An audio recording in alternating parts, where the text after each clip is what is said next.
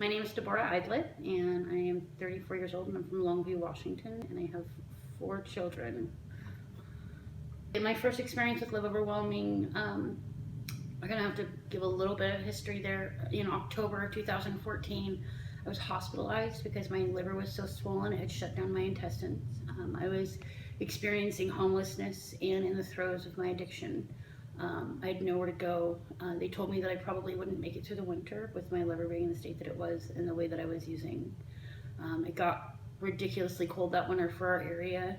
As a matter of fact, the night that I went to the shelter, I believe it dropped down to like 19 degrees.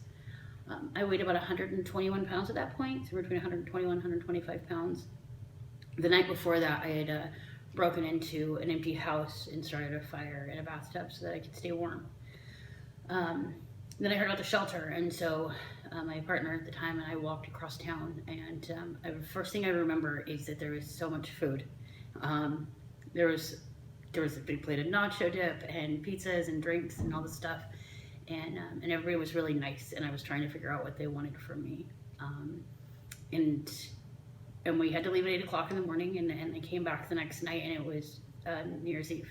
And there was more food and more, there was all this like desserts and stuff, and I wasn't quite sure what was going on. I wasn't quite sure, like I didn't trust the place enough to put my own name down. I signed my street name because I was scared. I remember that. I remember thinking like they're gonna tell the police where I am, but nobody did, and I was safe, and I didn't have to commit any crimes to stay warm and alive that night, and it kept me alive so that I could eventually make the choices that I made to change my life.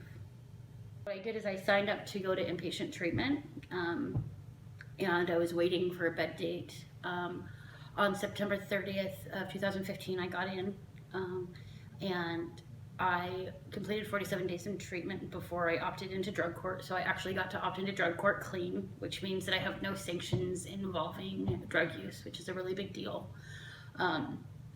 So being a participant in drug court meant, especially like in the beginning, I did 15 hours a week of treatment, and in my first 90 days clean, I got my kids back. I was still in a state of homelessness. I was in a different shelter, and so it was a lot of all this treatment and kids and trying to meet all of these requirements and stuff, but it has definitely paid out. I graduate from drug court exactly 18 months to the day that I opted in, so May 17th of this year, and my kids get to be at my graduation.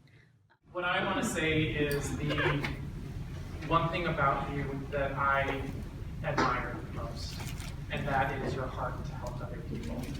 You're an inspiration to me every time you come to the office and talk about the things you want to do. The compassion and passion that you speak about those who are in need is very inspiring to me, and I admire that so much about you.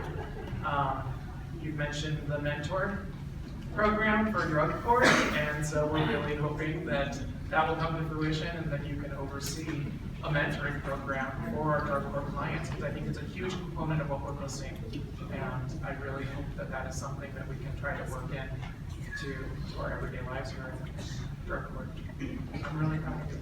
You've done a great job, and I love you guys.